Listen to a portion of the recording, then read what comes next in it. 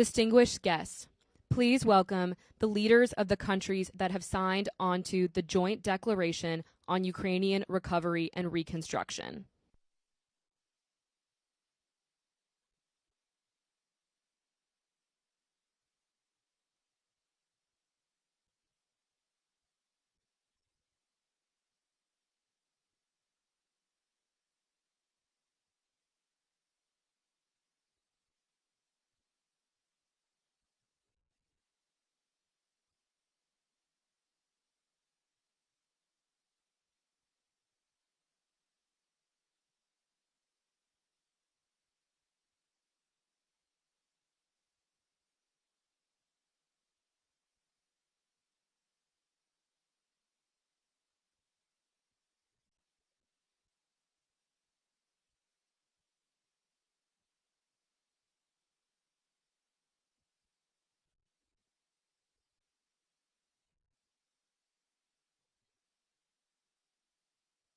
Please welcome the President of the United States, accompanied by the President of Ukraine, the Prime Minister of Great Britain and Northern Ireland, and the President of the European Commission.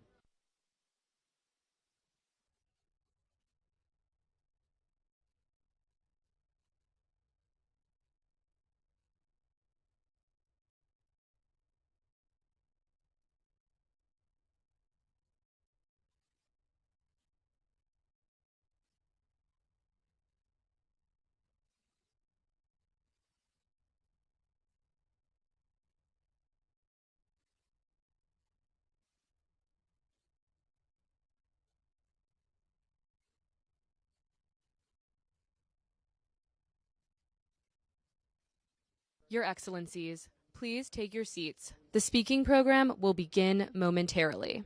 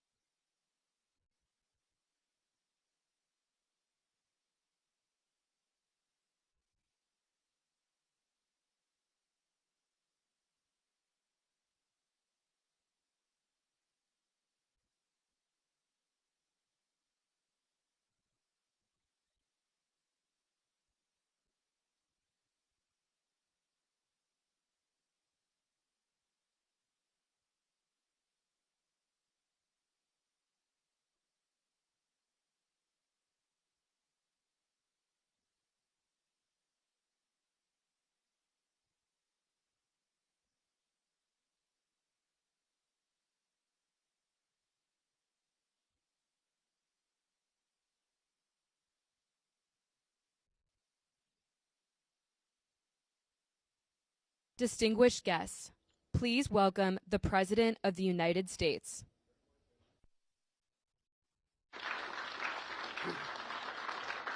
Thank you, thank you, thank you.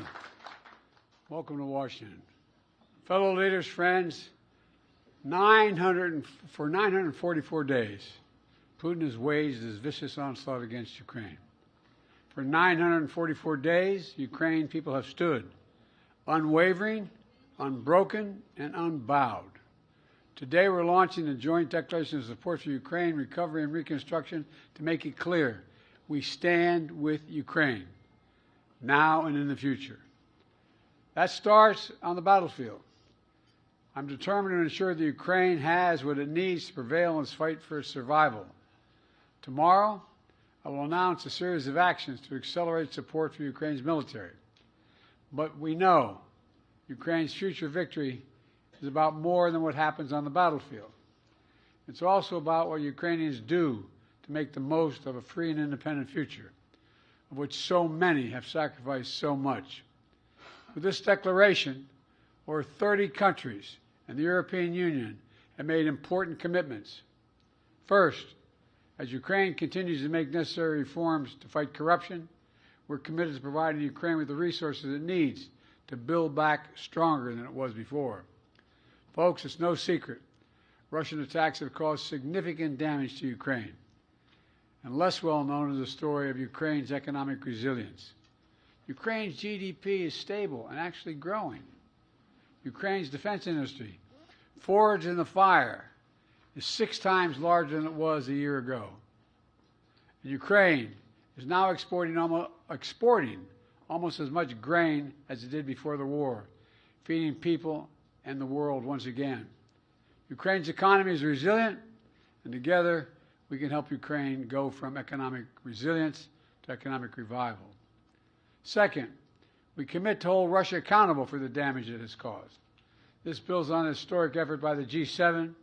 Back in 2022, 2 days after Russia's invasion, members of the G7 and the EU worked together to freeze $280 billion in Russian central bank funds outside of Russia.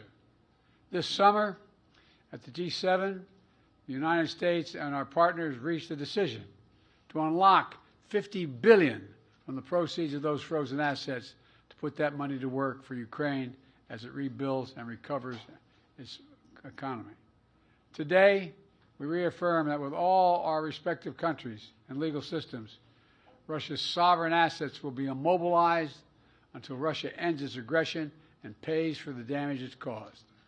Finally, we're committed to coordinate closely through efforts like the Ukraine Donor Platform so we can make sure that each dollar goes as far as possible, reinforcing one another instead of duplicating work. Let me close with this. This war has shown the Ukrainians can do anything they set their minds to. Today, we show the Ukrainians you're not alone. You're not alone in this fight. You're not alone in the reconstruction that comes after. Ukrainian people have fought and died to win a future of freedom and independence. Mr. President, we all stand by your side to help Ukraine make the most of it. Thank you all very much.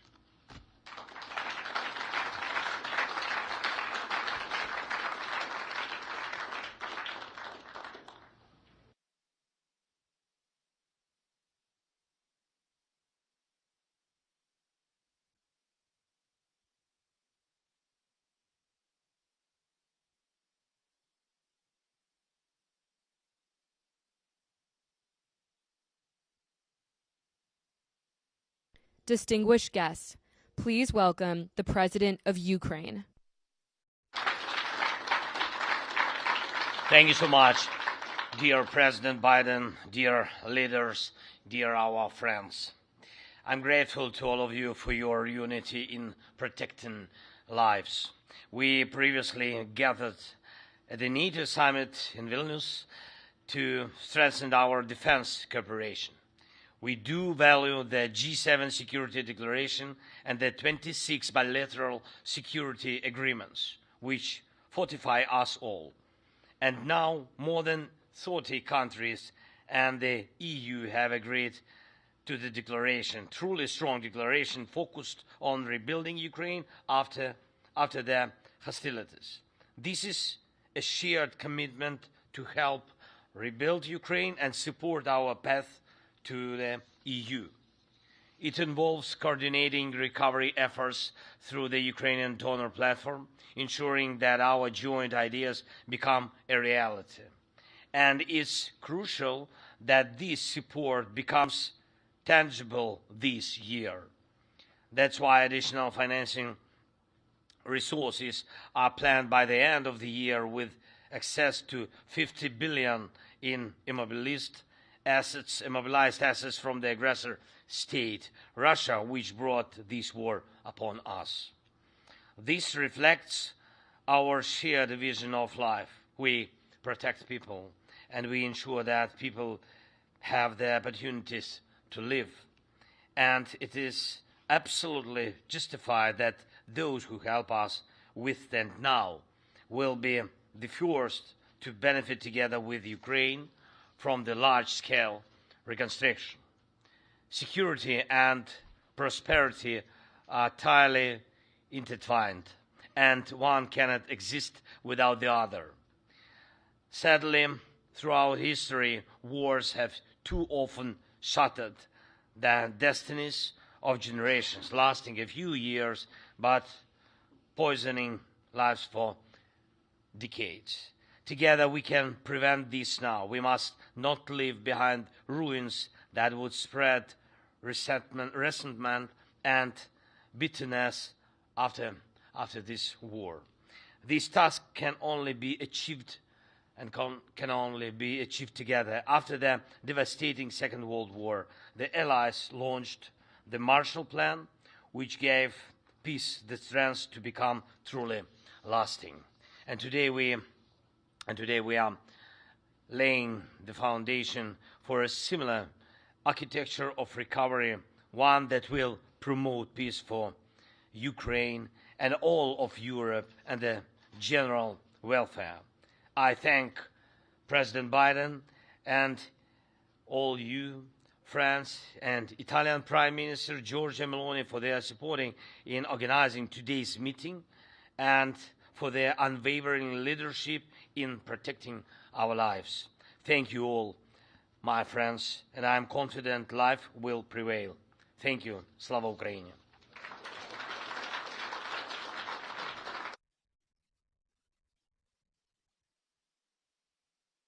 Distinguished guests, please welcome the President of the European Commission.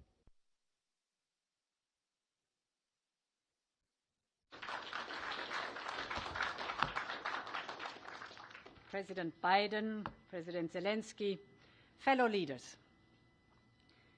In a few weeks, the world will mark 1,000 days of Russia's full-scale invasion. So many innocent people have been killed. So many cities have been razed to the ground. So many families have been torn apart. One day we will know how many young men and women were killed in this imperialistic war. But there's something we already know today. Peace cannot be taken for granted. We have to stand up for it every single day. No one wants peace more than the people of Ukraine. A just and lasting peace. Peace is not only the end of fighting. Peace is not simply the absence of war. Peace is a settlement that makes war impossible and unnecessary. We must put Ukraine in the strong condition of negotiating such peace. And this is why the integration of Ukraine in the European Union is for us at the heart of our peace efforts. Putting Ukraine in a strong position is also about the economy. The G7 partners in Puglia announced the $50 billion loan to Ukraine, and I'm pleased to confirm that Europe will be providing up to 35 billion euros. This loan will be repaid by the windfall profits of the immobilized Russian assets. In other words, it is Russia who pays for the damages it caused. And Volodymyr, today you described how Russia tries to plunge Ukraine in the dark by massively targeting your energy infrastructure. Rest assured, together with our partners, we are repairing, reconnecting, and stabilizing the energy supplies. There is light for Ukraine. And allow me to share a last thought with you. We can never match the sacrifices the Ukrainian people are making every day to stay free and independent. But what we can do, stand by their side and build a common future. 5 days ago, I was in Kyiv and saw several startups, and it was really touching. Despite the war, Ukraine is blessed by the daring entrepreneurial spirit of its young people. Ukraine is becoming one of Europe's most digitized economies. Macroeconomic conditions are stable. Inflation is under control. But most importantly, Ukraine is actively reaching out to the world with its peace formula. And this is what the brave people of Ukraine deserve: a just and lasting peace. Thank you.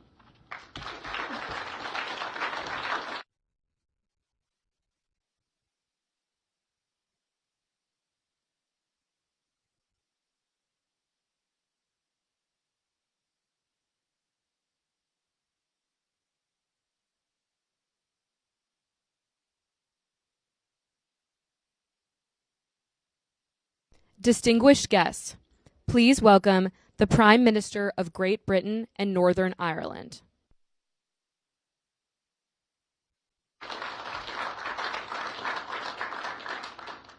Thank you, President Biden and President Zelenskyy.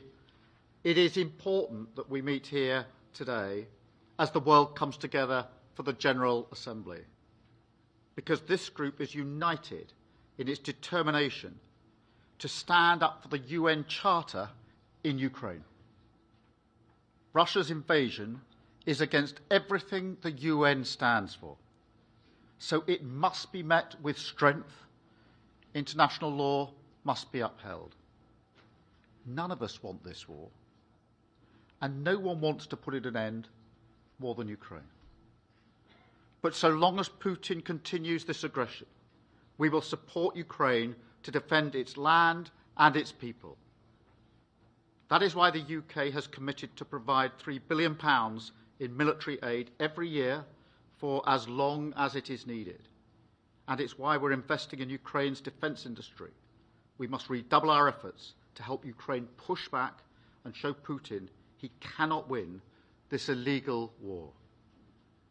At the Swiss Peace Summit this year, 89 countries came together to say that Ukraine's right to territorial integrity must be the basis of any sustainable peace settlement, and that has to be our starting point.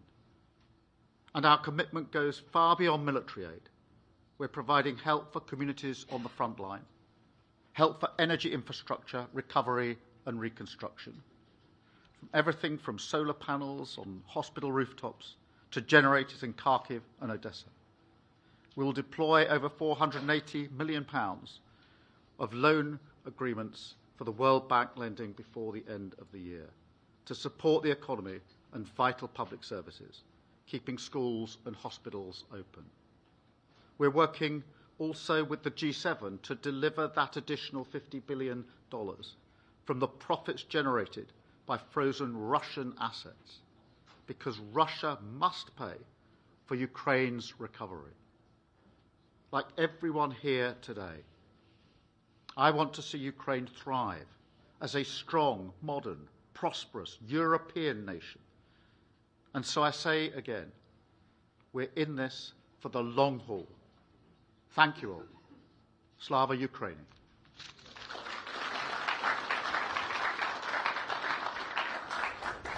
Distinguished guests, this concludes the in-person speaking. The virtual program will begin shortly.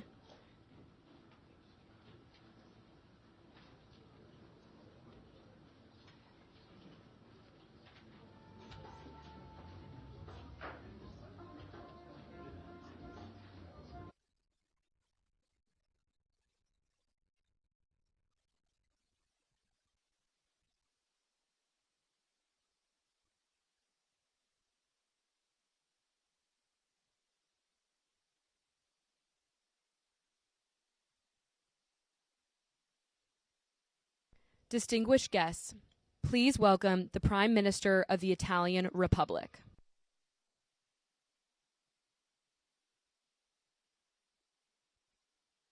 Dear Volodymyr,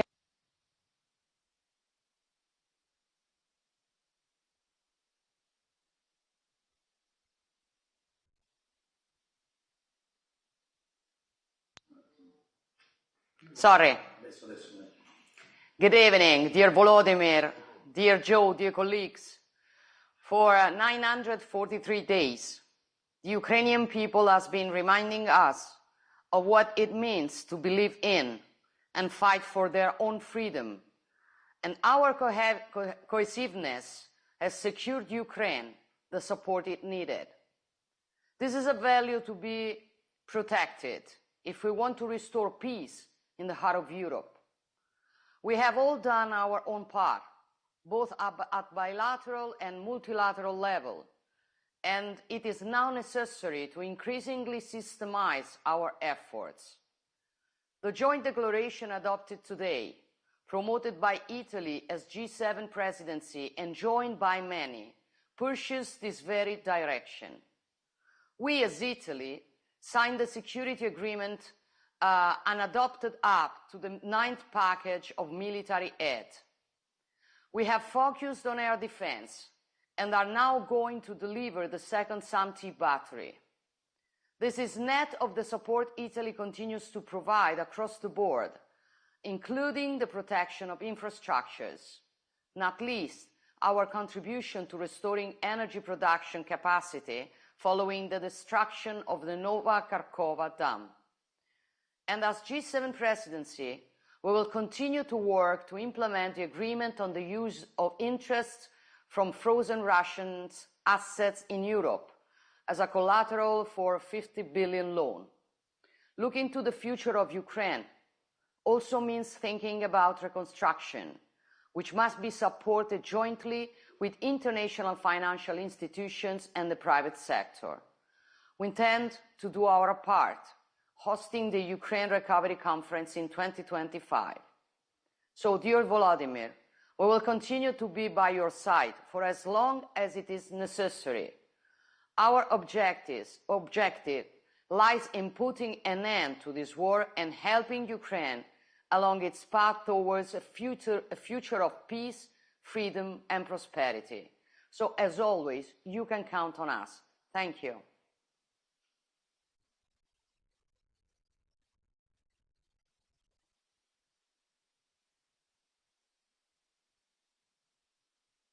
Distinguished guests, please welcome the Prime Minister of Canada.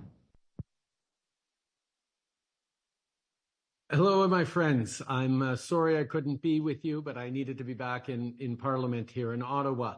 Volodymyr, very happy to join with you virtually and all our other G7 partners. Thank you, Joe, for hosting this. Good to see everyone here. Canadian support for Ukraine is unwavering, as is the support of the G7. I'm proud to endorse the joint declaration of support for recovery and reconstruction of Ukraine. I want to make 4 brief points today. 1, we support your continued diplomatic efforts towards a just and lasting peace, including through the peace formula. I was honored to attend the Summit of Peace in Ukraine and Switzerland last June, where I committed to Canada hosting a foreign ministers meeting on the human dimension. Well, I'm pleased to announce that we will host this meeting here in Canada on October 30th and 31st, which we will co-chair with both Ukraine and Norway. And I certainly hope that all of you will be sending your foreign ministers to join with us in this important meeting where we can contribute to the return of deported children, detained civilians, and prisoners of war. Second, on security and military assistance, Canada is determined to continue to work with Ukraine and partners to provide you with all the support you need to achieve victory against Russian aggression. We're providing Ukraine with $500 million in new military assistance that I announced at the NATO summit in July, and we're considering more areas of critical and urgently needed support such as drones, artillery, armored vehicles, and fighter pilot training.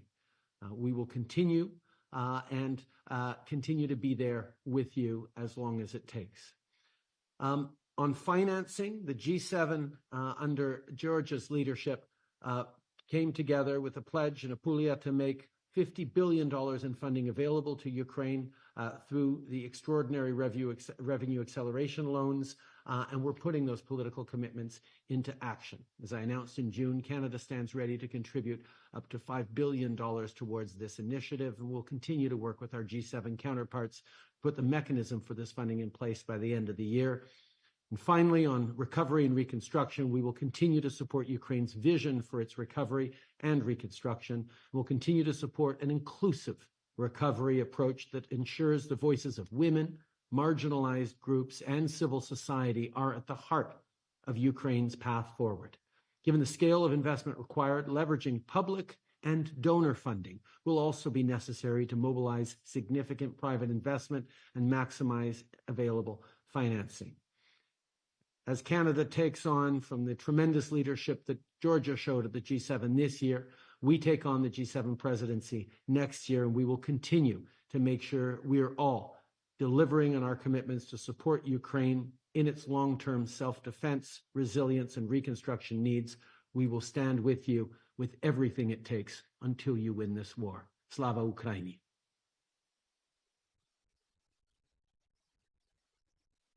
Distinguished guests, this concludes the virtual speaking program. Thank you for joining us.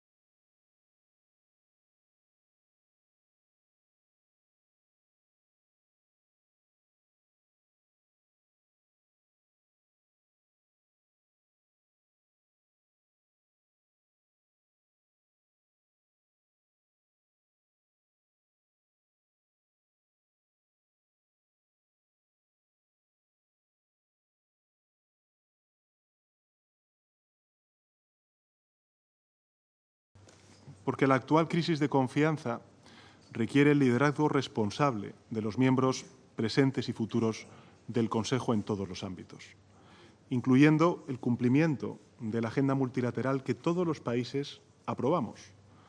Agenda 2030, el Acuerdo de París, la Declaración de los Derechos Humanos, por mencionar alguno de esos ejemplos. Acabamos de aprobar un pacto muy importante, esperanzador, que es el Pacto del Futuro, con un compromiso de reforzar entre todos el multilateralismo para las generaciones venideras.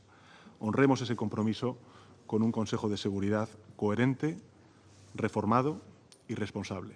Gracias. His Excellency Mr. Sanchez Perez Castellón for his statement. I now give the floor to His Excellency Mr. Luís Montenegro, Prime Minister of the Portuguese Republic.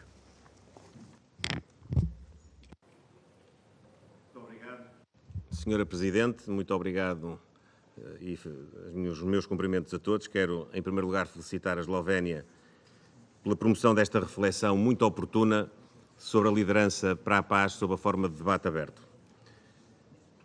De acordo com vários relatórios e indicadores, os últimos 3 anos foram os mais violentos das últimas 3 décadas.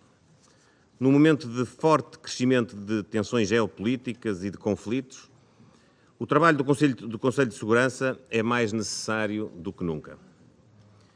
É para ele que o mundo se vira para fazer face às ameaças à paz e à segurança internacionais, antes mesmo que estas se transformem em conflitos e em violência. Porém, este Conselho encontra-se frequentemente paralisado, em face de graves violações do direito internacional, ataques contra civis e tragédias humanitárias de enormes proporções. O cenário mais evidente deste impasse é o aumento do uso indiscriminado do direito de veto. A Carta prevê, no artigo 27, uma abordagem de boa-fé, em que as partes em litígio deverão abster-se de votar. Mas, ao longo dos anos, temos vindo a assistir a um aumento do uso do veto, bem como a situações em que membros do Conselho se tornam parte de um conflito, sendo simultaneamente juiz e jurado. Este é um claro sinal de bloqueio atual do Conselho e da sua dificuldade em garantir a estabilidade e a paz em nome de todos os povos das Nações Unidas. Enquanto a guerra prossegue, com consequências terríveis dentro e fora da Ucrânia, o Conselho de Segurança tem estado muitas vezes em silêncio. Em relação a Gaza, pouco diz e sempre demasiado tarde. Esperemos que agora, na situação do Líbano, o Conselho de Segurança possa ser ativo e consequente nos esforços de contenção que evitem uma escalada de violência. Mesmo quando resoluções são aprovadas, frequentemente ficam por cumprir.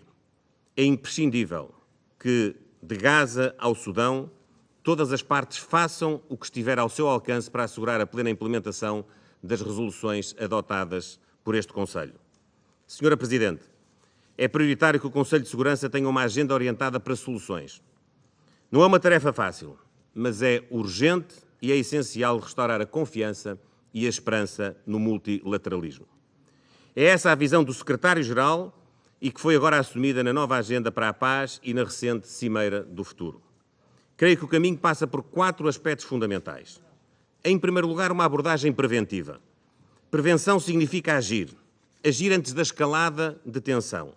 O Conselho deve fazer uso de todos os instrumentos da sua caixa de ferramentas, como é o caso da mediação e do apoio dos seus órgãos subsidiários, caso da Comissão para a Consolidação da Paz. Uma arquitetura operacional de paz abrangente e inclusiva, que engloba a prevenção, a manutenção e a consolidação da paz, com mandatos realistas, com objetivos e calendários claros, poderá adaptar-se melhor às diferentes fases daquilo que são os caminhos de paz. Em segundo lugar, o trabalho para as organizações regionais. Neste espírito, apoiamos a implementação da Resolução 2719 sobre o financiamento das operações de apoio à paz lideradas pela União Africana. Trabalhar com organizações regionais cumpre o espírito da Carta, complementando e reforçando o trabalho do Conselho por via de soluções mais próximas das pessoas afetadas. Em terceiro lugar, a questão mais ampla dos métodos de trabalho do Conselho de Segurança, incluindo apelos à restrição do uso do veto. o amplo apoio à Declaração Política Franco-Mexicana e ao Código de Conduta do ACT, Accountability, Coherence and Transparency, bem como a implementação da iniciativa do veto, evidenciam um consenso crescente sobre a necessidade de restringir o uso do veto no estrito respeito pela Carta. O direito de veto, à semelhança da assunção de um lugar à mesa do Conselho de Segurança, antes de constituir um privilégio, representa uma responsabilidade e é assim que deve ser exercido. É também necessário reforçar a responsabilização deste órgão perante a Assembleia Geral e a comunidade internacional.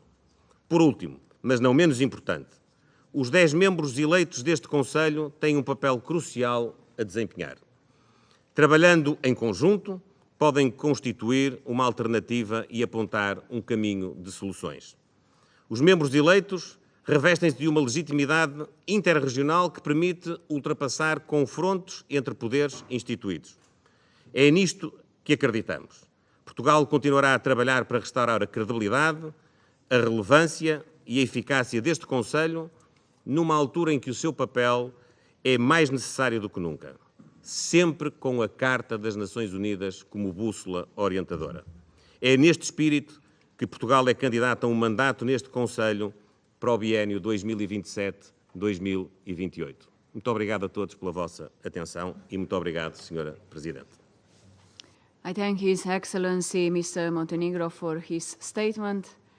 I now give the floor to His Excellency General J.J. Odongo Abubakar, Minister for Foreign Affairs of Uganda. Madam President, I am honored to speak on behalf of the 121 member states of the Non-Aligned Movement. I wish to congratulate the Republic of Slovenia on its accession to the Presidency of the Security Council for the month of September and express appreciation for granting NAM the opportunity to present its position on today's topic. Madam President, the concept of leadership for peace is at the center of the Non-Aligned Movement. NAM member countries are committed to supporting, preserving, and strengthening the values of peace, multilateralism, and international cooperation as cornerstones of the Charter of the United Nations. We reaffirm our commitment to the United Nations as the primary multilateral institution with mechanisms to promote and support the intertwined values of humanity, namely peace, security, development, inalienable human rights, and mechanisms for the achievement of Agenda 2030 for Sustainable Development. At the 19th summit held in Kampala in January this year, the heads of state and government reaffirmed the validity of the purposes and principles of the Charter of the United Nations and the principles and norms of international law as indispensable in preserving and promoting peace and security, the rule of law, economic development, and social progress, and all human rights for all. NAM is cognizant of the importance of building representative, democratic, and inclusive global institutions that serve the interests of all.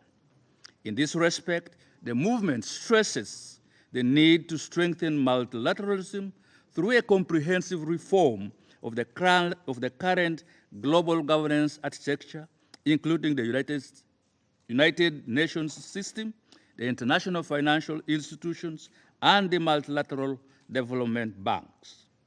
The movement reaffirms its opposition to all unilateral coercive measures, including those measures used as tools for political or economic and financial pressure against any country, in particular against developing countries, which violates the Charter of the United Nations, the rules and principles of international law. We reaffirm that under no circumstances should people be deprived of their own means of sustenance and development. We further express our concern at the continued imposition of such measures which hinder the well-being of populations of the affected countries and create obstacles to the full realization of their full human rights. We reiterate that there is need to strengthen the United Nations as the primary multilateral organization, providing it with the substantive capacity to fully and effectively meet the purposes and principles enshrined in its charter, and at consolidating its democratic and intergovernmental character, in particular through the revitalization of the General Assembly and strengthening its authority as a democratic, inclusive, equitable, and representative body of the organization, as well as expediting reform of the United Nations Security Council in accordance with General Assembly Resolution 62/557 in a comprehensive and integrated manner in order to make the Security Council a more democratic, effective, transparent, and representative organ of the United Nations. Madam President, the NAM movement reaffirms and underscores its position and commitment with regard to multilateral cooperation for just, democratic world, for the promotion of the principle of pacific settlement of disputes in accordance with the Charter of the United Nations, in accordance with international law and the United Nations resolutions, including those resolutions of this very Council. In that context, we emphasize the significant role played by International Court of Justice, the principal judicial organ of the United Nations, in promoting and encouragement settlement of international disputes by peaceful means in accordance with the relevant provisions of this charter and the statute of the court. The movement remains committed to its founding principles and reaffirms its determination to work for the establishment of a peaceful, just, equitable world order with shared global affluence. Furthermore, NAM member states renewed their determination to work for a multipolar world through the reform and strengthening of the United Nations and multilateral processes, which contribute to a better world and a secure future for all. I thank you, Madam President. I thank His Excellency General Abu Bakr for his statement. I now give the floor to His Excellency Mr. Ratu William Maivalili Katonevier, President of the Republic of Fiji. President of the United Nations Security Council, Excellencies, I congratulate the government of Slovenia for its leadership and for convening these important discussions today. In 1970, when Fiji joined the United Nations, we recognized the significance of multilateralism and that by virtue of our membership, Fiji has contributed immensely towards a peaceful and safer world. Testament to these are Fiji's extensive contribution to UN peacekeeping operations, which remains a cornerstone of our foreign policy since our first peacekeeping mission in 1978. Since then, till today, Fiji has contributed the highest number of UN peacekeepers per capita than any other country. Aligning with the theme of this year's International Day of Peace, Fiji calls for the inculcating of the culture of peace from the grassroots of society into religious communities and learning institutions and to our communities as a whole. We urge the United Nations to play a proactive role in this endeavor, not only responding to conflicts, but in building and reinforcing a culture of peace. The United Nations Security Council, which has a primary responsibility for the maintenance of international peace and security, has remained almost unchanged. However, the security landscape has vastly evolved with new and emerging threats and crises. The Council's effectiveness and representativeness are important. Fiji calls for a more inclusive Security Council that ensures a permanent seat for small island developing states. Madam President, the concept of peace resonates with us in the Blue Pacific in its relevance and urgency. In appreciation of the value of peacekeeping, effort towards establishment of a Pacific cooperation network in the field of peacekeeping, a joint effort with a light coordination mechanism in the United Nations Department of Peace Operations is underway. Regional policies, including the 2050 strategy for the Blue Pacific, the 2018 Bold Declaration on Regional Security, and other highlight Pacific leaders' vision on a region of peace. With the vision of being an ocean of peace, the region is undertaking efforts embedded in peace as a cornerstone of future policies and strategies. International collaboration can help refine and strengthen current efforts, ensuring that it serves not only the Pacific, but contributes to peace and security worldwide.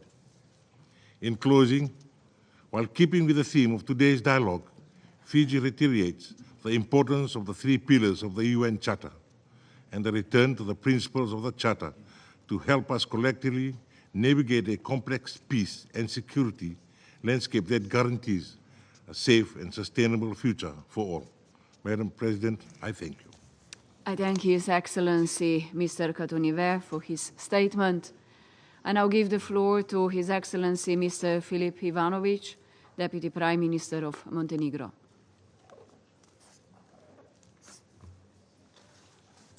Dear Madam President, distinguished colleagues, allow me first to thank Slovenia for convening this open debate, as well as briefers for their insightful remarks. Montenegro aligns itself with the statement of the European Union and wishes to add the following in a national capacity.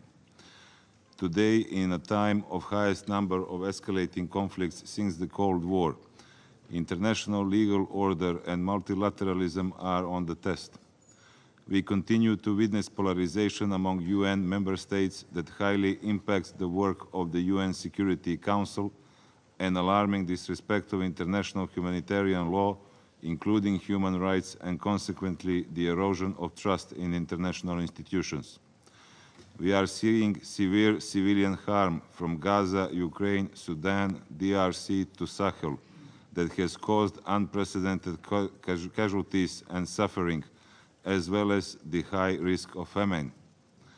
Excellencies, dear colleagues, states cannot be above the law, the UN Charter, or legally binding UN Security Council resolutions. In this regard, Montenegro reiterates calls of other member states addressed to the Security Council's permanent members to refrain from using the veto for actions that could prevent or stop violence worldwide. This is precisely why states must work together to rebuild trust in the UN Security Council as the main organ to maintain the international peace and security. Nevertheless, Montenegro strongly believes that UN-centric, rule-based system is a precondition for long-lasting peace and development. Today's meeting, which we consider both timely and essential, is another opportunity to recommit to the UN Charter and multilateralism for ensuring more just, democratic and sustainable world order. The way forward is based only through mutual respect, trust and consensus. Montenegro values the work of the UN peace-building architecture on prevention of violence and conflicts and strongly supports the promotion of international cooperation and the respect of the UN Charter as a cornerstone of the rule of law at the international level. We welcome all peaceful resolutions, including negotiation, mediation, conciliation, arbitrary, etc. We also commend the UN Secretary General's new agenda for peace and look forward to deepening our discussions on the future of peacekeeping in the context of the next ministerial meeting to be held in Germany in 2025. In current geopolitical situation, contested and complex, it is vitally important to work together on the Security Council's credibility and relevance. Another crucial step is to increase trust within nations, to find common grounds and enhance international cooperation. We firmly support the Council's close cooperation with regional organizations in order to maintain peace and security. Dear colleagues, peace is our most precious value and we strive for it, the most valuable legacy for succeeding generations. To accomplish this common goal and fulfill the promise to the future generations, Member States must uphold the values and objectives of the UN Charter. I thank you.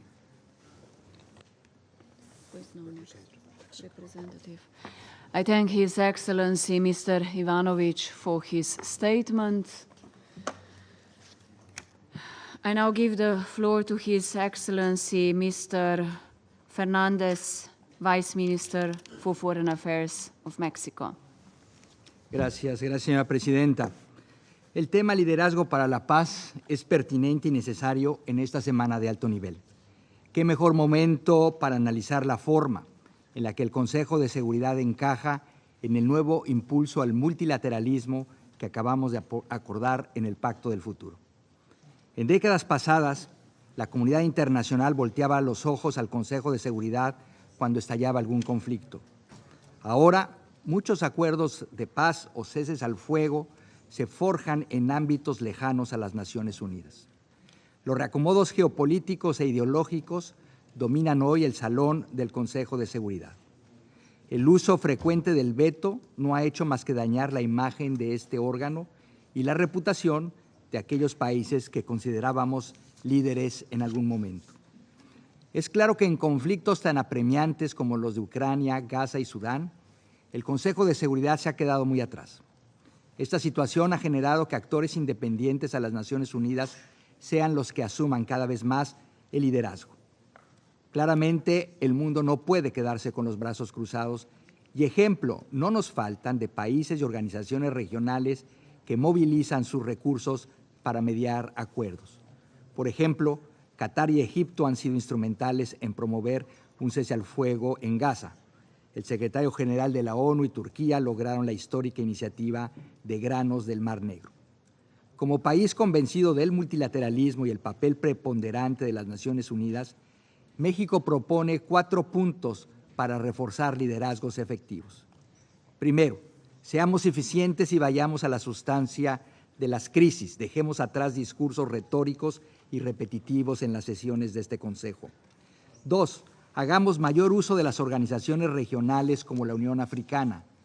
3, una vez más, apelemos a los miembros permanentes de este Consejo para que limiten el uso del veto y dejen de imponer consideraciones meramente nacionales por encima del bien colectivo. Y cuarto, reforcemos las facultades de la Asamblea General, a la cual también le competen la paz y la seguridad internacionales. Hacemos votos para que los resultados de la Cumbre del Futuro se traduzcan en verdaderos compromisos colectivos para revitalizar el papel de las Naciones Unidas.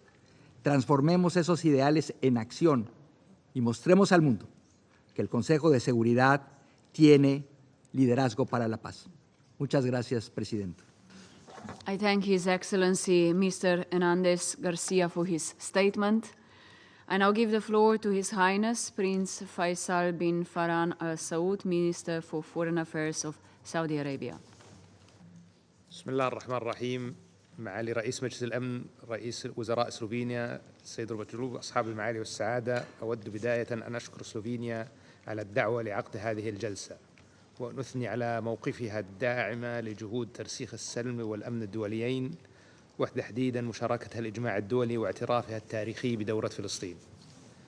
يأتي اجتماعنا في فترة تتصاعد فيها وتيرة الصراعات والأزمات مع تضاؤل أفق حلها وتضاعف التحديات والتهديدات المشتركة مع تفاوت الأولويات حيالها، وتتنامى أزمة الثقة في النظام الدولي متعدد الأطراف وقدرته على تحقيق آمال الشعوب بمستقبل يسوده السلام والتنمية.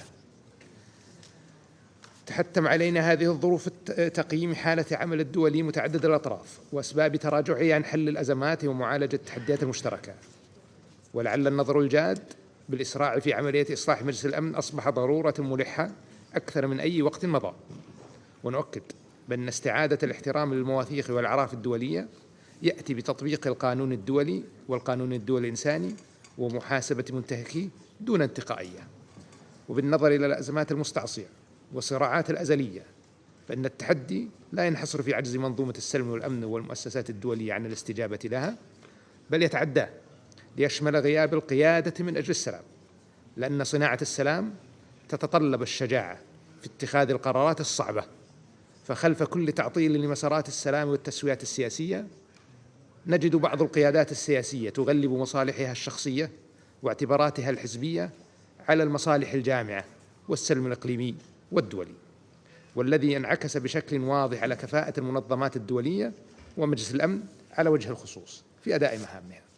ولعلنا نجد في غياب التحرك الدولي الجاد لإيقاف التصعيد العسكري والإسرائيلي المستمر خير دليل على ما يعانيه النظام الدولي متعدد الأطراف من قصور وتضعضع في الإرادة السياسية الدولية. تؤمن المملكة بأن السلام هو الأساس الذي يمهد للتعاون والتنمية، وهو الحامي لديمومتها، والخروج من دائرة العنف والأزمات يجب علينا تمكين القيادة الدولية المسؤولة وإحباط محاولات تصدير المصالح السياسية ضيقة على حساب أمن الشعوب وتعايشها. وستظل المملكة داعمة للنظام الدولي متعدد الأطراف وساعية لتطويره وتمكين مقاصده واستعادة الثقة بمؤسساته، وهي ملتزمة بتعزيز العمل الجماعي من أجل تحقيق الأمن والتنمية المشتركة. شكرا سيد الرئيس. I thank His Highness Prince Faisal for his statement. I now give the floor to His Excellency Mr. Muhammad Shehbaz Sharif, Prime Minister of the Islamic Republic of Pakistan. Thank you very much, Madam President. Pakistan congratulates Slovenia for convening the Security Council to discuss leadership for peace. Proliferating wars in the Middle East, Europe and elsewhere, great power tensions and growing poverty are threatening the foundations of the world order. Last Sunday, we approved the Pact for the Future. We must give life to our commitments, else the future will be bleak and dangerous. First, we must compel Israel to halt its genocidal war in Gaza and prevent its attempt to provoke a wider conflict in the Middle East. Bombing in Beirut is most condemnable. It is time to apply sanctions against Israel, including an arms and trade embargo. It is time to hold its leadership accountable for its crimes against the Palestinian people.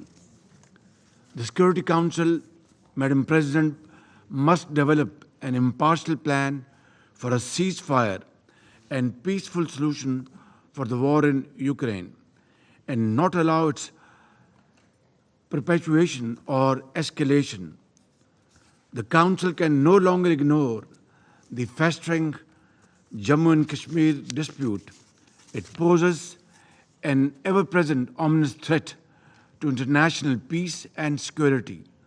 The Council must call for a halt to the massive violations of the fundamental rights of the Kashmiri people and implement its own resolution that demand a plebiscite for self-determination in Kashmir Valley.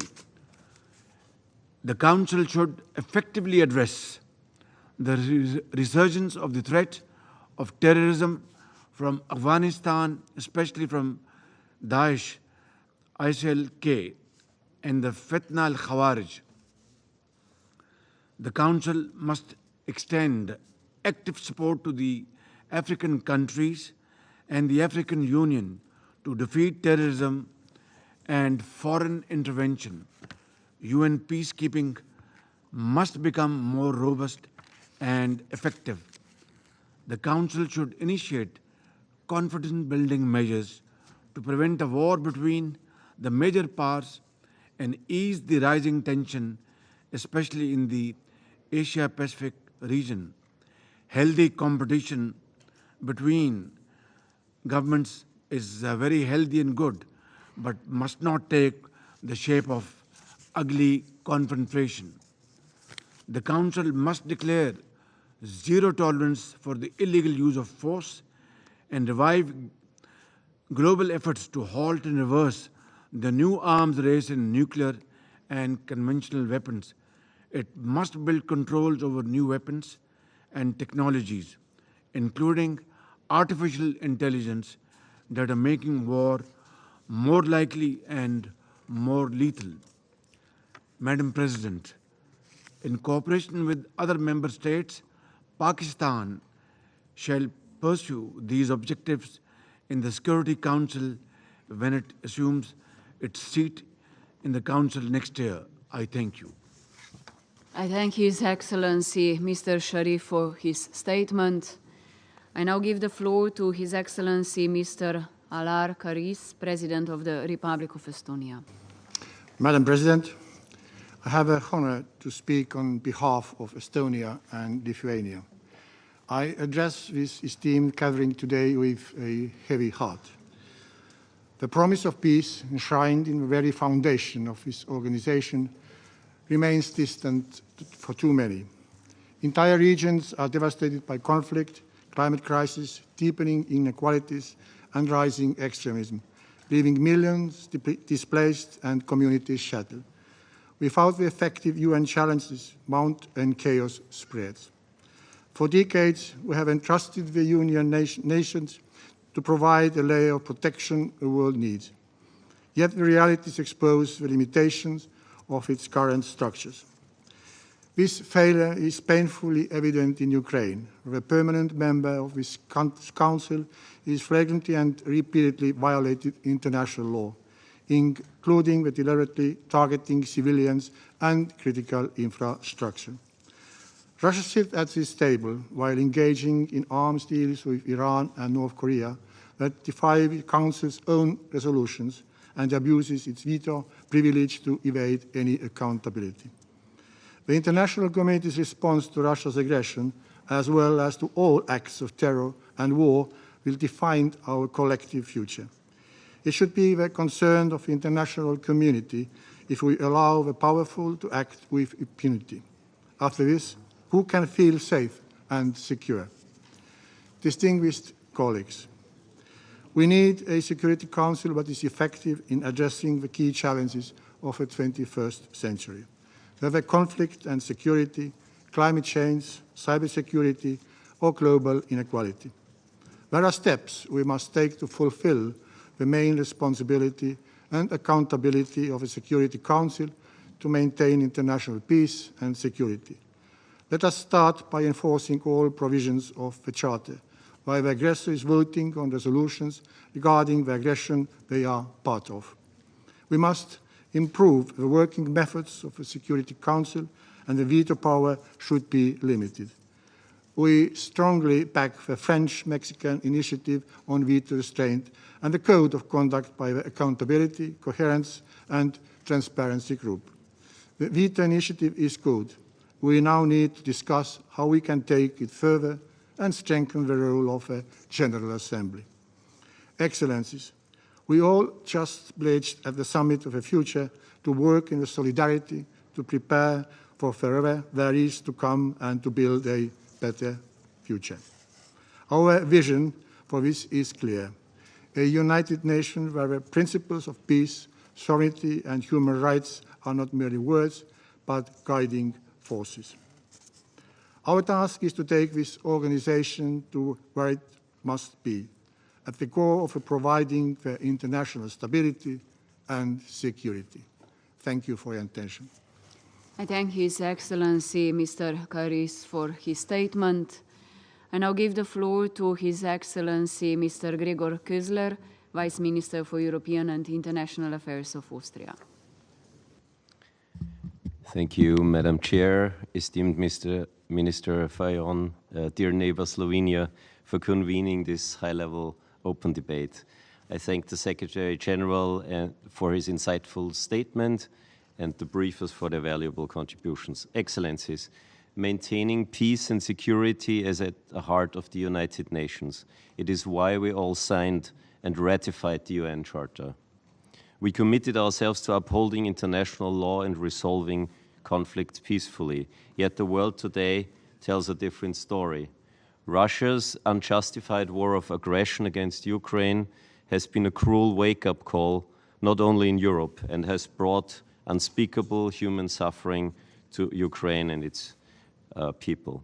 There are many other conflicts in the world, from the Middle East and the devastating humanitarian situation in Gaza, most recently also in Lebanon, to Sudan, Haiti, and Myanmar, to name only the most atrocious conflicts. At the same time, transnational challenges like climate change, hunger, and global health crises multiply these existing threats to peace and stability. Faced with these realities now more than ever, and in the spirit of the Summit of the Future, we need collective leadership, genuine collective leadership. Let me highlight 4 areas. First, we must restore trust in the multilateral system and thereby protect its relevance. We risk its irrelevance. For this, we need meaningful reform, starting with the Security Council itself. With this organ, Austria is honored to have been, together with Kuwait, co-chair in the person of our Perm Rep Axel Maschik of the intergovernmental negotiations on the Security Council reform. We are encouraged by the progress made, especially by the adoption of 3 ambitious actions on reform that the Summit of the Future held this week.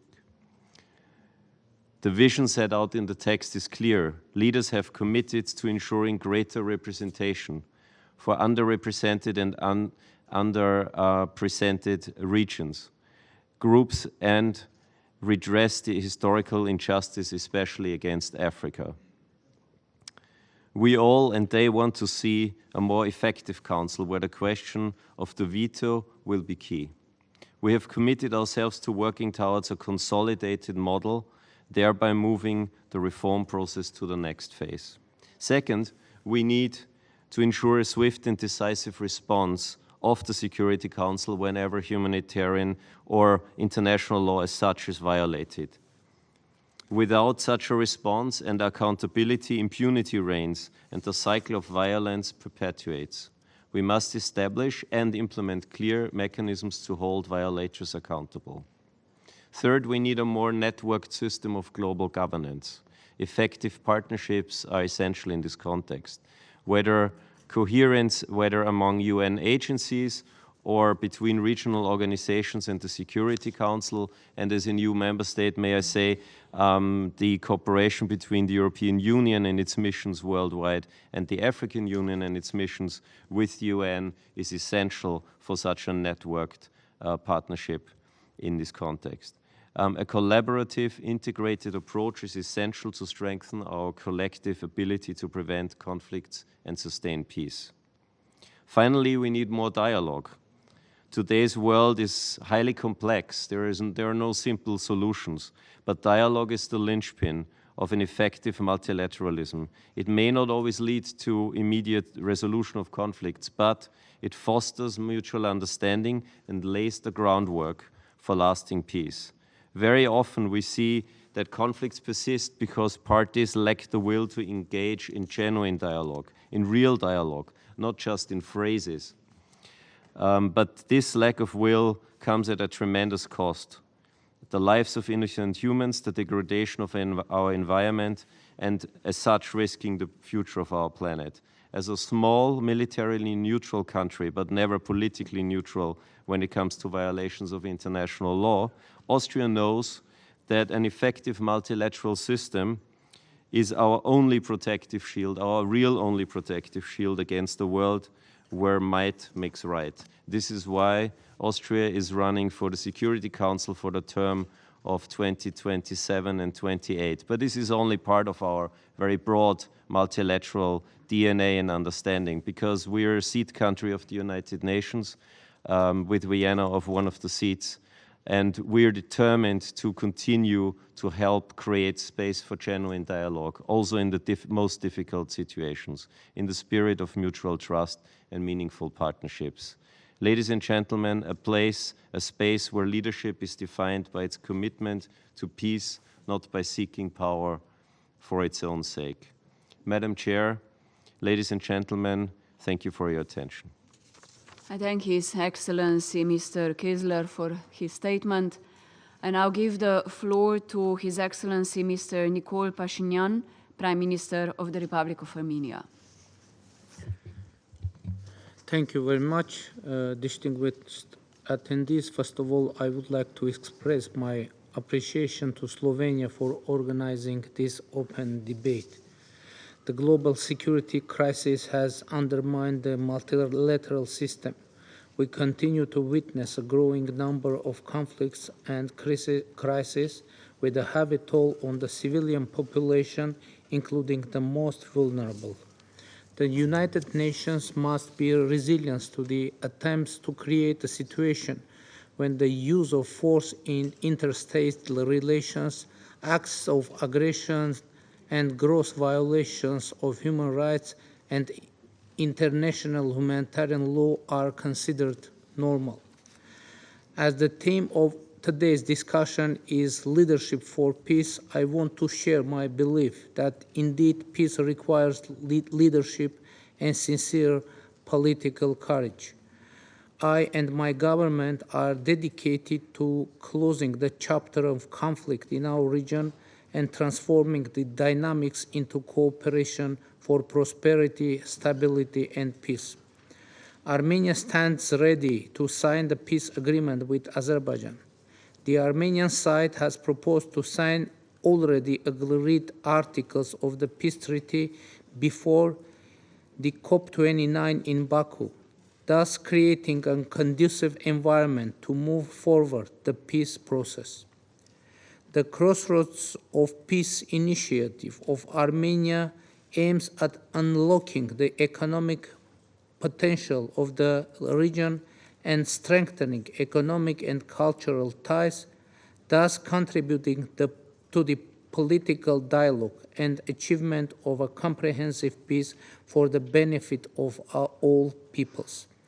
We stand ready to use the positive momentum and continue the border delimitation process on the basis of the agreement between our border delimitation commissions based on the Almaty Declaration of 1991. A strong and unequivocal support by the United Nations to the efforts of Armenia to achieve just and durable peace in the region is crucial. Thank you for your attention. His Excellency Mr. Pashinyan for his statement. I now give the floor to His Excellency Mr. Ivan Kondo, Caretaker Minister for Foreign Affairs of Bulgaria. Thank you. Thank you, Madam President, ladies and gentlemen. Bulgaria aligns itself with the statement to be delivered on behalf of the EU, and I would like to highlight some additional points. At the outset, let me express our appreciation to Slovenia for convening this momentous high-level open debate. I would also like to thank the briefers for their insightful presentations and assessments of the trends on the ground. This debate is held at a critical moment. Building upon our commitment to strengthen multilateralism, we have adopted at the beginning of this week the Pact on the Future. The upcoming Peace-Building Architecture Review in 2025 will provide us with another opportunity to further improve the global security framework. As many of the previous speakers today have already outlined, we are observing a worrying trend with the number of conflicts around the world increasing and the respect for the norms and the principles of the UN Charter declining. The most effective way to address this trend is by building trust and strengthening leadership, defending the values of democracy and human rights, and implementing Security Council resolutions and decisions of the international courts. It has been 2.5 years since a permanent member of the Security Council unleashed a war of aggression against its neighboring country, violating the principles of the UN Charter and the international law. It is indispensable that Russia withdraws from Ukraine and stops the war so that mutual trust and confidence in international rules-based order can be restored. In the face of ongoing humanitarian crisis in Gaza and Sudan, the UN Security Council must restore its credibility as the global body responsible for peace and security. These conflicts, while different in nature, demand a consistent response from the international community, namely swift actions and genuine commitment to achieving lasting peace. The effectiveness and accountability of the United Nations Security Council should be strengthened by enhancing the transparency and accountability of its work. With this in mind, Bulgaria took its decision to be among the initial co-sponsors of the United Nations General Assembly resolution known as the Veto Initiative. Next, I would like to further emphasize the crucial role of the elected members of the Security Council for strengthening multilateralism and increasing its effectiveness. They are uniquely positioned to foster unity, serve as a bridge builders and make the multilateralism deliver for all. In conclusion, I would like to reaffirm Bulgaria's commitment to the norms and principles of the international law, including human rights and international humanitarian law, and commitment of my country to multilateralism as the best investment in strengthening and upholding national sovereignty. Thank you. I thank His Excellency Mr. Konda for his statement, and I now give the floor to Her Excellency Mrs. Retno Lestari Priyanasari Marsudi, Minister of Foreign Affairs of Indonesia. Madam President, we are here to speak about the leadership for peace. But peace is nowhere to be found for the people of Palestine. When 41,000 Palestinians are killed, millions displaced, and all access for humanitarian operation closed, the very essence of our common humanity is questioned. They are symptoms of failed leadership for peace. There won't be peace also if there is no respect to sovereignty and territorial integrity. All eyes on the Council to revive this longest-standing conflict once and for all. Today, an all-out war is at risk in Lebanon. At the same time, we have the UNIFIL peacekeepers. If we cannot enforce UNSC mandate's tool to maintain peace, what remains of Council leadership for peace? Therefore, restoring credibility and trust to the Council is our priority. Council reform is paramount to ensure leadership for peace. I would like to underline two key points. First, strive for a more democratic leadership for peace. There is no greater urgency now than to establish immediate peace in Gaza. We must not let conflict escalation in the region, such as what is happening in Lebanon, reach a point of no return. Cold War mindset must be avoided as realities have changed. Indonesia calls for a more democratic mechanism for effective decision-making to avoid inaction in the face of grave threat to international peace and security. Second, ensure inclusivity and synergy on decision-making for peace. This Council must allow for more voices and wider action to be accommodated for peace. Strengthened and inclusive cooperation must be forged between the Council, UN bodies, and regional organizations. A better proportion of underrepresented regions and developing countries is also needed to ensure that all hands are on deck when world peace is at stake. Without inclusivity, peace will never be attained in entirety. Madam President, we do not need to search far and wide to pursue a secure future. We can start right here and right now with peace for the people of Palestine. I thank you. I thank Her Excellency Mrs. Marsudi for her statement. I give the floor to His Excellency Mr. Tauhid Hussain, Advisor for the Ministry of Foreign Affairs of the Interim Government of Bangladesh. Thank you, Madam President, Excellencies and distinguished briefers. I thank the Slovenian Presidency for organizing this timely debate. The debate holds particular significance for Bangladesh. In recent months, our people witnessed an upheaval. Led by students, people at large demonstrated remarkable courage and conviction against tyrannical governance. We are now on course for transformation. This transition resonates deeply with today's discussion on the need for a renewed leadership for peace. Let me reflect on the guiding questions for today's debate. First, to address the alarming erosion of respect for the UN Charter, we must rekindle the values enshrined in it. It is not a matter of choice. The global system of collective security is increasingly under strain due to blatant disregard for international norms.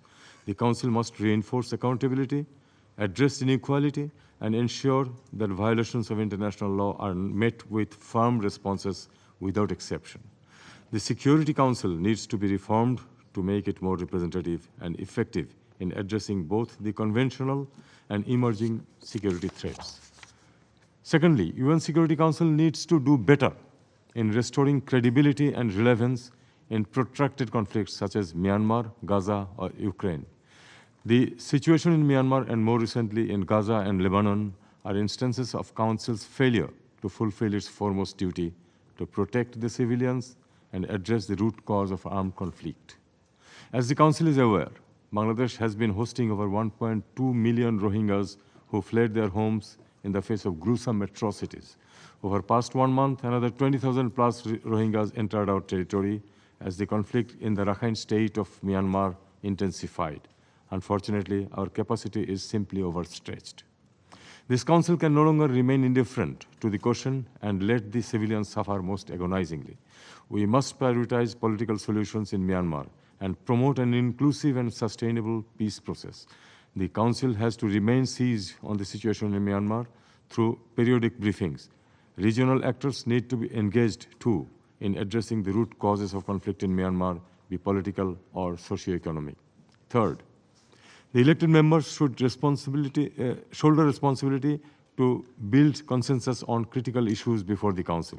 They have to bridge divides and act as honest brokers, ensuring that the voices of smaller nations and developing countries are not lost in the complex geopolitical calculus. When the elected members lead by example, by promoting dialogue, transparency, and compromise, the Council gets to effective action on the ground. Fourth, engaging the regional organizations. Regional organizations are increasingly crucial partners in maintaining international peace and security. Fostering regional cooperation is essential in reinforcing the Council's efforts. The Council needs to further empower regional entities in Asia, Africa, and Latin America so that their initiatives receive adequate support in terms of political backing and resources. Cooperation with organizations like ASEAN, ECOWAS, African Union, for example, need to be deepened to address regional discords effectively and prevent their escalation. In conclusion, Madam President, Bangladesh, led by Nobel Peace Laureate Professor Muhammad Yunus, remains committed to contributing to the UN's collective endeavors for peace, including through our robust participation in UN peacekeeping and peace building. Let us work together to ensure that multilateralism delivers to today's challenges. I thank you. I thank His Excellency Mr. Hussein for his statement.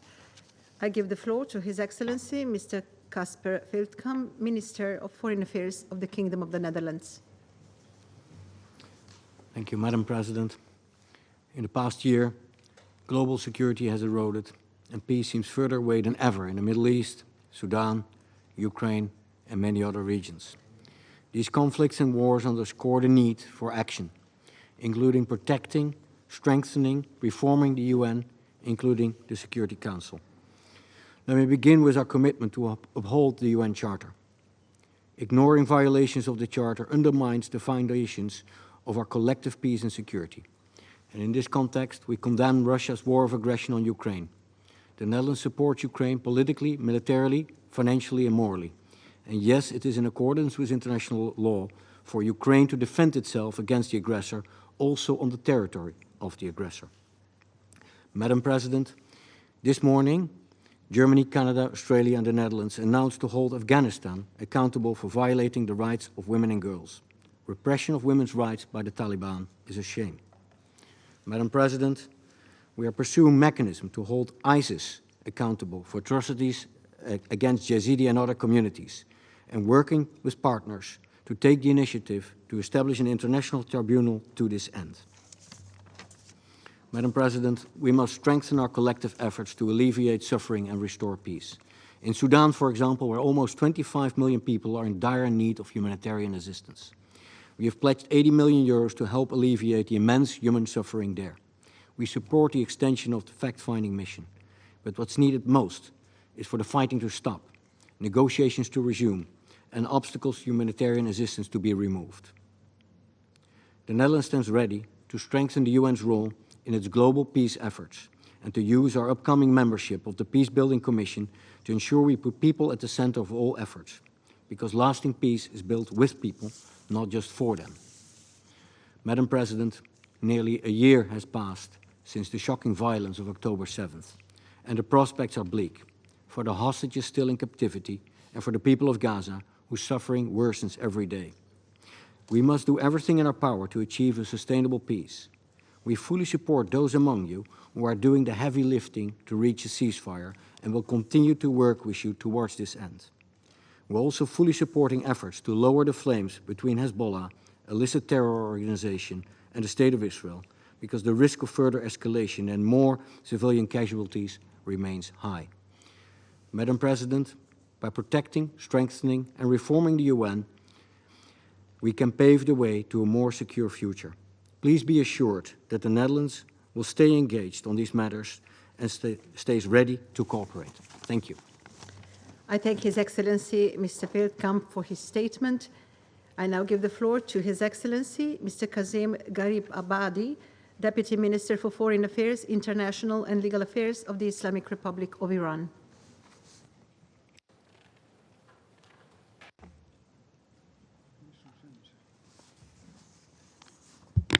Bismillah ar-Rahman ar-Rahim. Madam President, thank you for organizing this timely initiative and a topic of such significance, leadership for peace.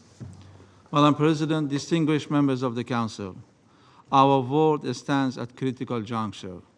We are facing the most conflicts since the Cold War, marked by a staggering increase in civilian casualties, especially among women, children, and humanitarian workers, and an unprecedented crisis of forced disappearance.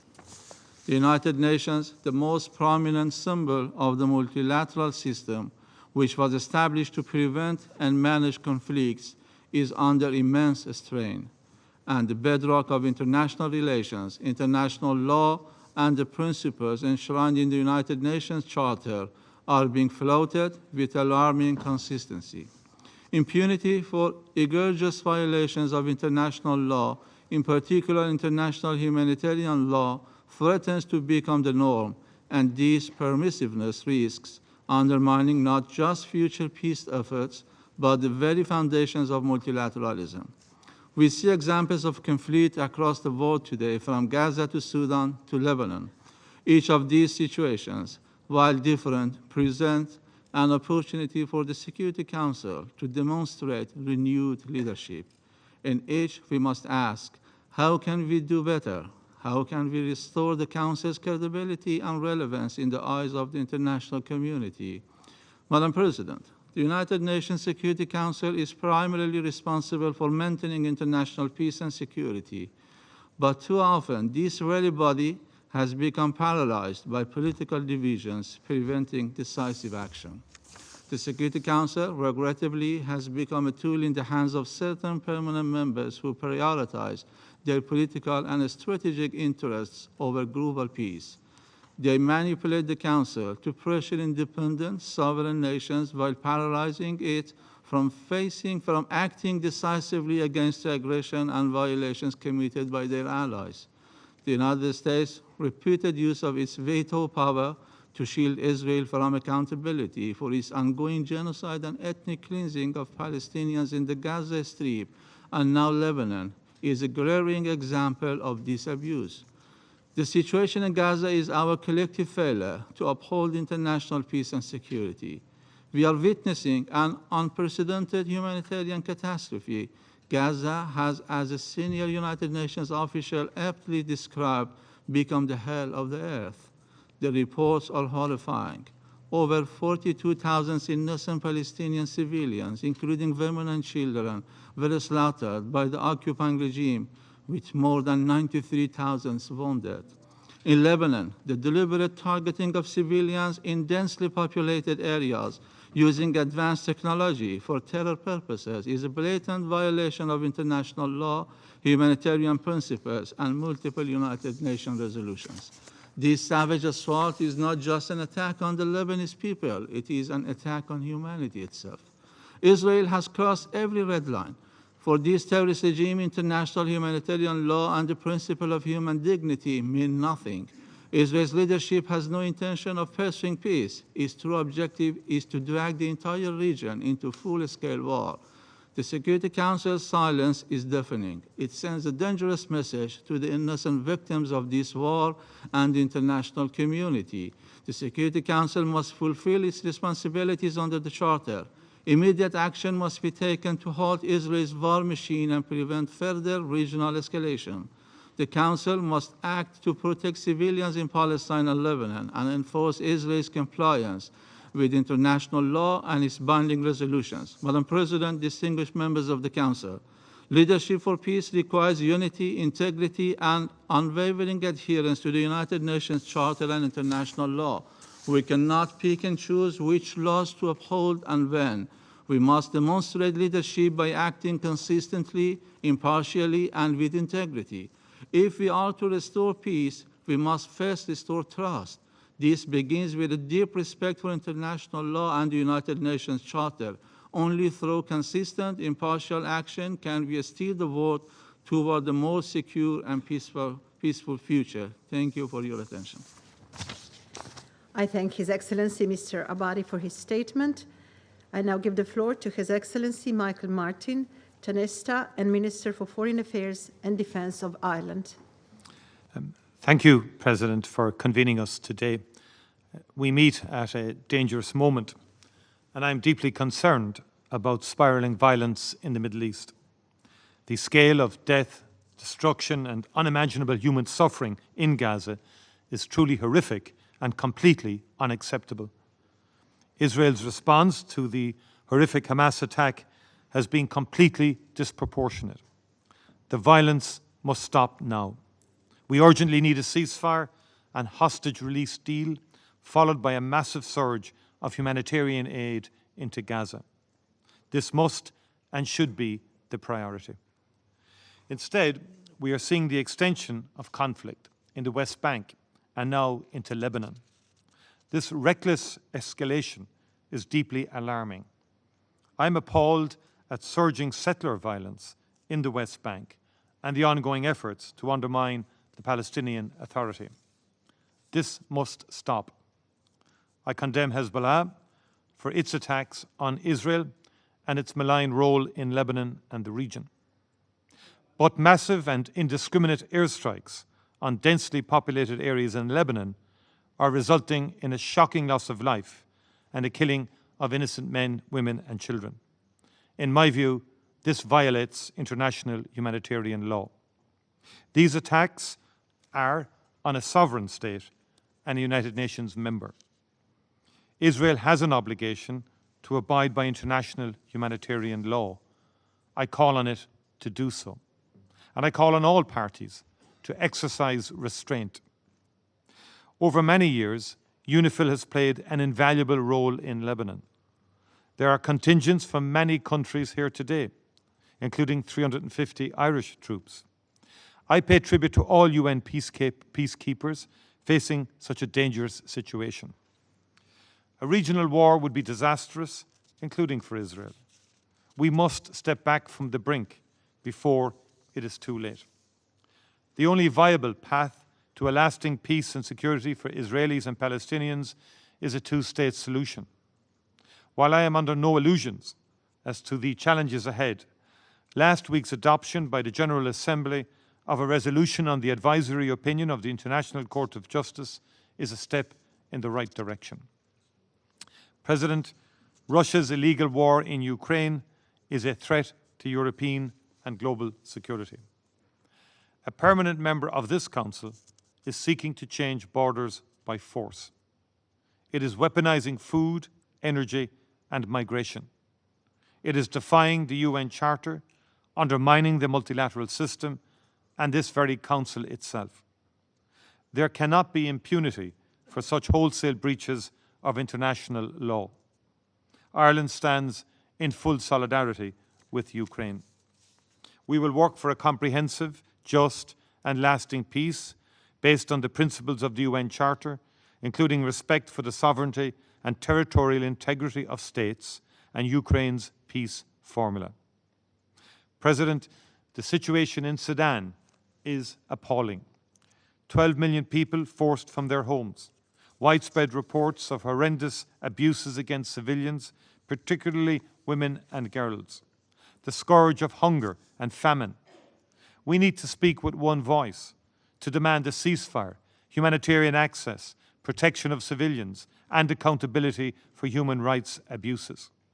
We also need to see external actors behave responsibly and cease their involvement and support for the conflict. To do whatever it takes to pressure the parties to come back to the negotiating table and bring to an end this destructive cycle of violence.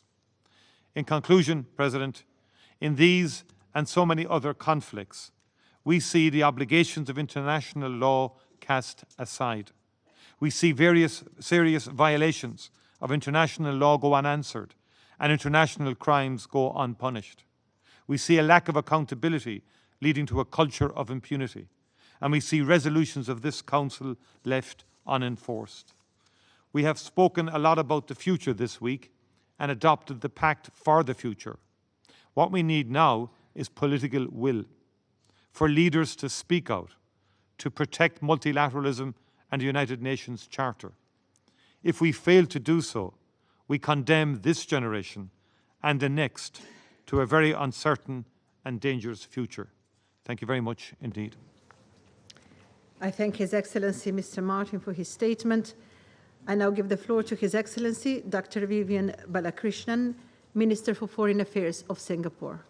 Thank you, Madam President, and members of the Security Council.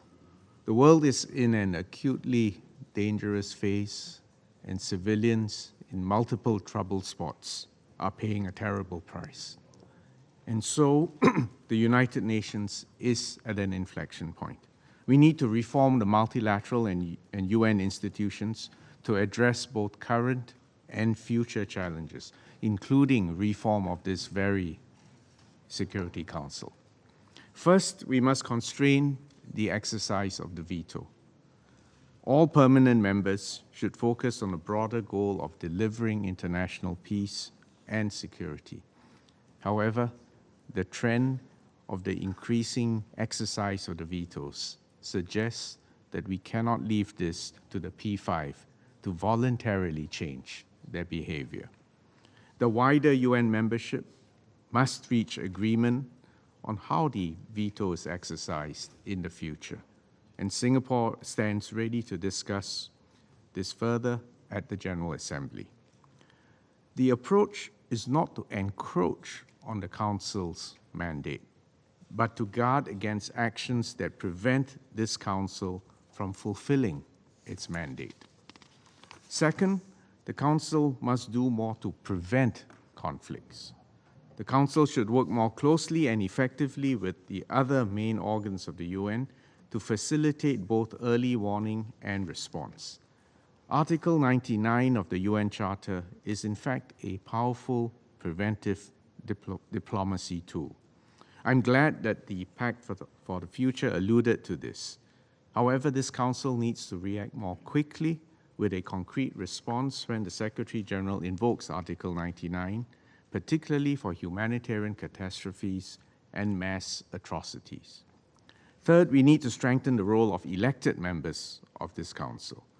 We have seen how the E10 bridges gaps when the P5 were instead mired in mutual distrust and paralysis. Given the powerful bridging role of the E10, elected members should have a greater say in pen holdership and decision-making, and be allowed to lead or co-lead on key issues, particularly concerning their respective regions. Thank you, Madam President. I thank His Excellency Dr. Balakrishnan for his statement. I now give the floor to His Excellency Mr. Mohammed Hassan, Minister of Foreign Affairs of Malaysia. Thank you, Madam President. Yesterday evening, the streets of Midtown were filled with the voices of grieving. They were grieving the killing of over 500 people in Lebanon, a heinous mass murder which is made all the more shameful by the fact that it happened as world leaders gathered under the banner of United Nations. They also mourn the fact that it has almost been 1 year of the non-stop slaughter of the people of Gaza by the brutal Israel regime. Various instruments of international law prescribe the rules governing our conduct. Why then have we failed? Leadership for peace, united in respect of the United Nations Charter. This is the theme of our gathering today, but in the eyes of the world's population, it sounds like a punchline. For over 300 days now, Madam President, the Security Council seems to have forgotten the existence of the United Nations Charter. Had this council fulfilled its charter-mandated role as the custodian of the global peace and security, we would have neither allowed nor witnessed the murder of more than 41,000 innocent people, many of them children, by Israel and Gaza over the past 11 months.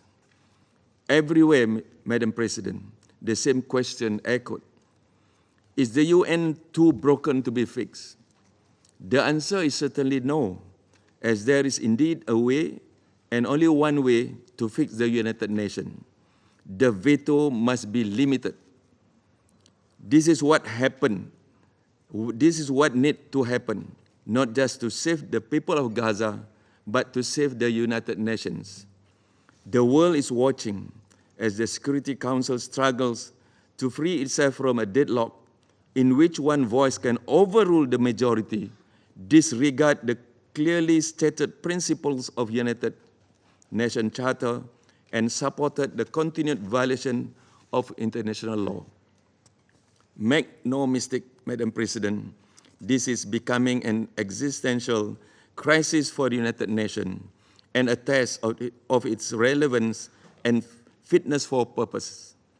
Last week, the General Assembly adopted Resolution 10/24 by an overwhelming majority. This is a success that we hope will not be tampered with by the power of veto in the Security Council. We, Malaysia, demand that this Council support the full implementation of the resolution. Remember that the world is watching, Madam President. Do not risk disillusioning us. Do not risk disillusioning us. It is the member states that give the United Nations its credibility and not the other way around. Thank you, Madam President. I thank Mr. Hassan for his statement. I now give the floor to His Excellency, Mr. Mauro Luís Sequeira Vieira, Minister of Foreign Affairs of Brazil. Madam President, Brazil commends Slovenia for organizing this high-level open debate and thanks the Secretary General and the briefers for their insights. The world looks at the UN Security Council for leadership, yet what they see is a body struggling to uphold its own mandate, hamstrung by geopolitical divides and double standards. As we speak, Lebanon stands on the edge of a conflict, potentially dragging the region along. The people of Lebanon are suffering not only from political instability and economic collapse, but from the paralysis of this council. The illegal and indiscriminate attacks on the Lebanese people and their sovereignty, along with the subsequent exchange of violence, have resulted in casualties of over 100,000 displaced in southern Lebanon. The consequences for Israel are also severe, with at least 60,000 people forced to flee their homes in the north. The Security Council's lack of decisive action to prevent another humanitarian catastrophe raises concerns about its effectiveness and underscores its poor records in exerting leadership on peace and security. The plight of Palestine is a case in point. We have been witnessing the routine breaches of international humanitarian law in Gaza, where countless reports show that civilian areas are being indiscriminately and disproportionately struck in military operations. Critical infrastructure has been destroyed, worsening the suffering of innocent civilians and spreading famine and disease. Moreover, humanitarian personnel, doctors and health workers protected under the Geneva Conventions have been killed. Journalists have been shot or detained, and news outlets have been shut down. Yet, Time after time, resolutions are blocked and the veto is wielded like a weapon of impunity. This is not leadership. This is abdication of responsibility. Ladies and gentlemen, we cannot have double standards for peace. Every civilian affected by conflict deserves the same level of protection and advocacy. The lives of all individuals in conflict zones are equally valuable, and our actions should reflect this fundamental truth by ensuring that the rights and safety of all civilians are protected with the same vigor and resolve. The value of every life, Ukrainian, Yemeni, Lebanese, Palestinian, or Sudanese, must be upheld as universally inviolable. The principles of international justice and human dignity must transcend geopolitical boundaries. Ladies and gentlemen, we need to rethink the entire UN system. Among other improvements, we need a council that serves all humanity, not the interests of a few. Let's be bold and ambitious, as President Lula emphasized during his participation in the activities of the General Assembly this year. The future of global peace depends on our ability to lead effectively and in doing so, to deliver justice for all. I thank you. I thank His Excellency Mr. Vieira for his statement. I now give the floor to Her Excellency Ms. Theodora Gentzis, Deputy Minister for Foreign Affairs of Belgium. Merci Madame la Présidente, Excellences, Mesdames et Messieurs. La Belgique reste profondément convaincue qu'un multilatéralisme efficace, fondé sur des règles et traduit dans des actes, est notre seule option pour trouver des solutions communes, justes et durables en faveur de la paix et la sécurité. C'est la promesse contenue dans la Charte des Nations Unies, un engagement qui repose sur le respect des principes et des règles qui s'imposent à tout le monde et qui ne sont pas à géométrie variable. Mesdames et Messieurs, il n'y a jamais d'autre horizon possible que le règlement pacifique des conflits. Depuis plus de 2 ans, la Belgique demande la paix pour l'Ukraine, une paix qui doit être juste et durable. L'annexion de pans entiers de territoires ukrainiens ne peut être un prérequis au dialogue. La Belgique plaide également pour la relance d'un processus politique négocié à Gaza afin de mettre en place une solution à 2 États, seule perspective pour conjuguer les aspirations légitimes du peuple palestinien à l'autodétermination avec les garanties sécuritaires attendues par Israël. La Belgique apporte tout son soutien au processus diplomatique qui tente de restaurer le dialogue et la paix, qu'il s'agisse des efforts de médiation en cours au Moyen-Orient ou ceux à l'œuvre pour mettre un terme aux conflits meurtriers qui ravagent le Soudan ou l'Est de la République démocratique du Congo. Mesdames et Messieurs, je parlais des principes et des règles qui s'imposent à nous. Les règles du droit international humanitaire sont simples, universelles. Elles s'imposent dans leur totalité, à toutes les parties et dans tous les conflits, pour protéger la dignité des civils et réduire les souffrances qui leur sont infligées. Les attaques indiscriminées qui blessent ou tuent les civils, y compris les travailleurs humanitaires et le personnel médical, détruisent les hôpitaux, les écoles et les infrastructures indispensables au maintien d'une vie digne, sont inacceptables. Elles sont inacceptables partout. Il doit y avoir un prix à payer pour les violences infligées aux populations dont les conséquences se font sentir sur des générations. Il faut donner aux survivants les moyens de garder espoir dans la force du droit afin de rompre avec le cycle de la violence et parvenir à une paix durable. C'est ce que signifie la lutte contre l'impunité. Mesdames et Messieurs, en toutes circonstances, ces principes et ces règles doivent rester notre boussole afin de préserver la confiance que nous plaçons les uns dans les autres. Une confiance qui rend possible la coopération internationale. Ce Conseil se doit d'en être le garant. Il doit faire usage de l'entièreté de sa boîte à outils pour assurer la mise en œuvre de ces résolutions.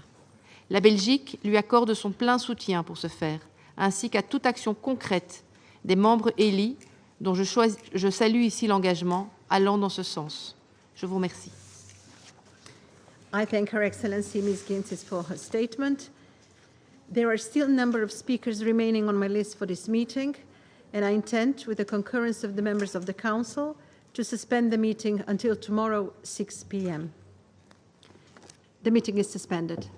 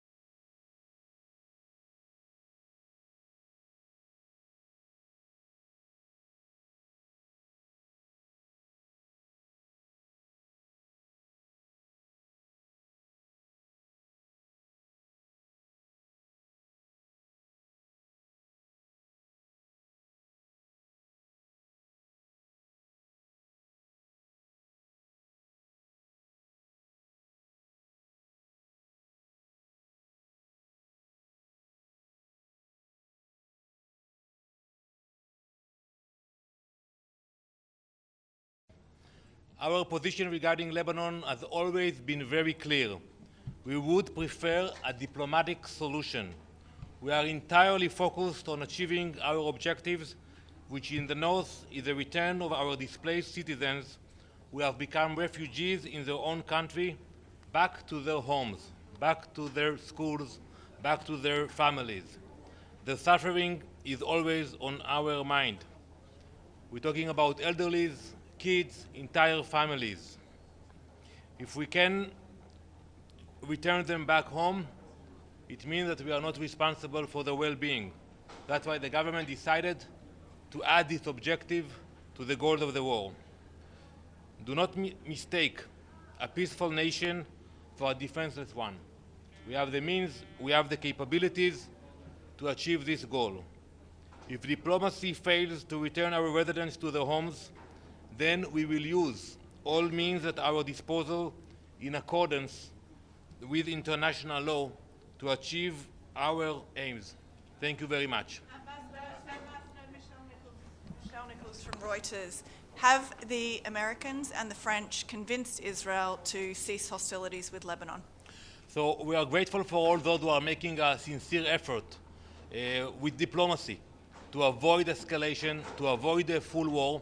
We are open to ideas, but you know, we are very honest about it. Our goal is to push Hezbollah from the fence, allow the residents to come back to the communities, and I hope we will be able to achieve it without using our military capabilities. Ambassador, it's Pamela Falk from U.S. News and World Report. The question about negotiations. The U.S. sources are saying there are talks going on to have a ceasefire. Do you see any progress in those?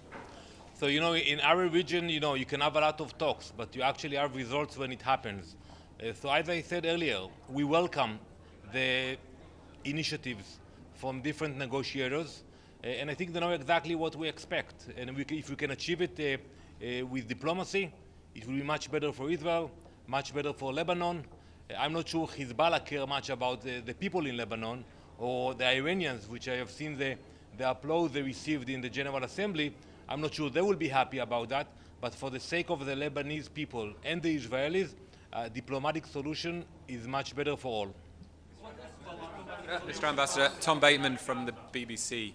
Lebanon had its deadliest day since the end of its civil war. On Monday, 500 people killed, including 50 children, according to the Lebanese. Meanwhile, the US is calling for restraint. President Biden says he wants de-escalation. Are you not listening to the Americans? Well, I don't know where you got those numbers. I don't know how many terrorists are included in those numbers. We are targeting terrorists who are sending rockets to our communities. You know, a few hours ago, a rocket flew to Tel Aviv that was intercepted, and we will continue to target terrorists. But all of this can stop immediately. Once Hezbollah will stop firing missiles and rockets into our civilian communities, there will be no cycle of violence in the region. Mr. Ambassador.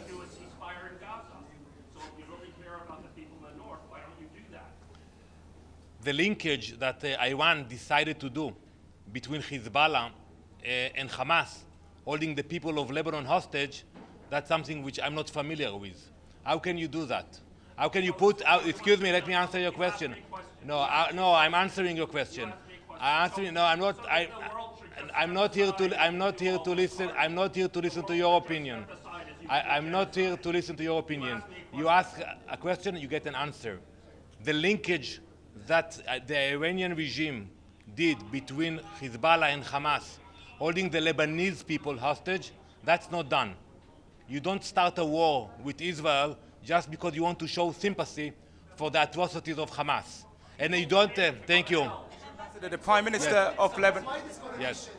One by one. We have 2 more minutes. One time you have decisive targets, you target leaders of Hezbollah, and another time you kill indiscriminately innocent people, like over 500 civilians died in Lebanon. Why this contradiction? There is no contradiction. As we all know, Hezbollah placed the launchers of rockets in civilian properties, in houses, schools, hospitals. Once we know about the whereabouts of missiles and rockets, we target them. And excuse me, I know you are very excited, but you ask questions to receive answers. So I'm answering your answer. If someone knows that he has in his basement or is in rooftop a rocket launcher, he should move out. Because we know also about the whereabouts of the Hezbollah launchers in southern Lebanon. So if they are worried about it, they should move out. But I think the end for the cycle of violence is for Hezbollah to stop its aggression. One Mr. more Ambassador, question. Mr. Yes, Ambassador, please. the Prime Minister of Lebanon has told us that he would like a ceasefire. Oh, it's very clear. Regarding northern Lebanon, I want to bring you back to Resolution 1701 that was adopted here in this Council in 2006. We support Resolution 1701. That's what I will tell my colleagues today. We don't have to invent the wheel. You have the resolution in front of you. It is about time to implement it. And it's very clear. It calls for the presence of the Lebanese military in the border with Israel and not the Hezbollah militias and terror group